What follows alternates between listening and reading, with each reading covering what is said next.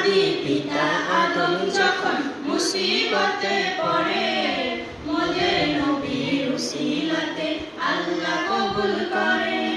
শাফায়াতের বিচারেতে দেখা দিও রে, দো জাহানের বাদশা নবী কামলিওয়ালা রে।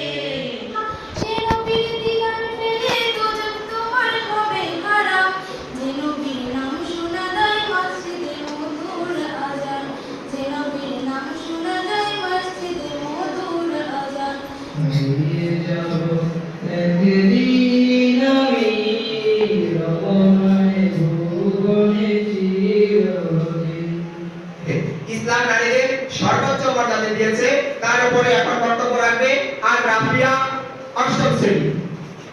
আপনারা সকলে অবগত আছেন যে আজ ঈদে মিলাদুন নবী, অর্থাৎ আজ আমাদের প্রিয় নবী হযরত মুহাম্মদ সাল্লাল্লাহু আলাইহি ওয়াসাল্লামের জন্মদিন। এই দিনে আমি ইসলামের নারী মর্যাদা নিয়ে কিছু কথা বলতে চাই। নারী যখন কন্যা তখন সে রহমত, নারী যখন বোন তখন সে নিয়ামত, নারী যখন স্ত্রী তখন সে আমানত, নারী যখন মা তখন সে জান্নাত। এখানে বোঝা যাচ্ছে প্রতিটি বাক্যে বাক্যে ইসলাম নারীকে সম্মান দিয়েছে। মহান আল্লাহ তাআলা বলেন, নারীরা তোমাদের পোশাক আর তোমরা তাদের পোশাক। মহান আল্লাহ নারীকে মায়ের মর্যাদা দিয়েছে। পবিত্র কোরআন এবং হাদিসে বাক্যে সর্বোচ্চ মর্যাদা দেওয়া হয়েছে। 100 জনের তালিকা তৈরি করা হয়েছিল, সেই তালিকায় 1 নম্বরে স্থান করে নিয়েছেন কে? হযরত মুহাম্মদ মুস্তাফা সাল্লাল্লাহু আলাইহি ওয়াসাল্লাম। আল্লাহ তাকে তার বন্ধু হিসেবে স্বীকৃতি দিয়েছে। তিনি নবী এবং রাসূল। সবাই কিন্তু রাসূল না, সবাই নবী কিন্তু সবাই রাসূল না। হযরত মুহাম্মদ সাল্লাল্লাহু আলাইহি ওয়াসাল্লামের উপরে ধাপে ধাপে কোরআন নাযিল হইতো, এক একটা ঘটনার প্রেক্ষাপটে।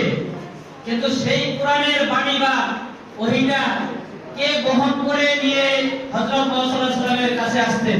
এখানে যে ভক্ত রয়েছে একটা ক্লিয়ারলি করতে হবে। জিবরাইল আলাইহিস সালাম উত্তরটি সঠিক হয়েছে।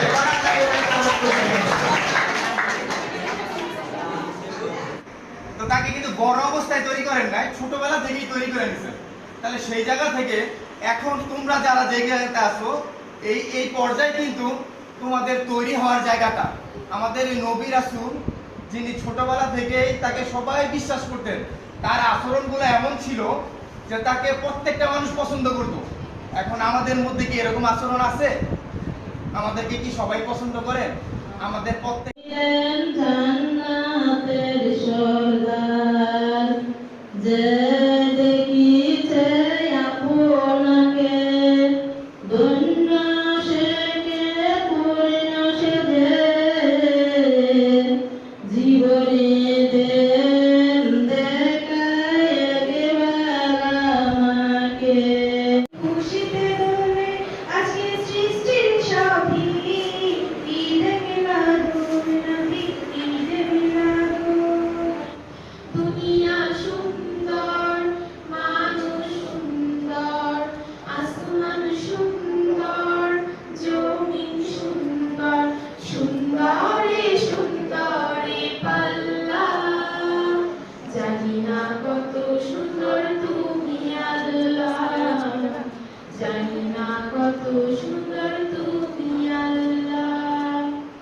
যখন একটা কন্যা সন্তান হলে বাবা লজ্জায় মুখ লুকিয়ে ফেলত।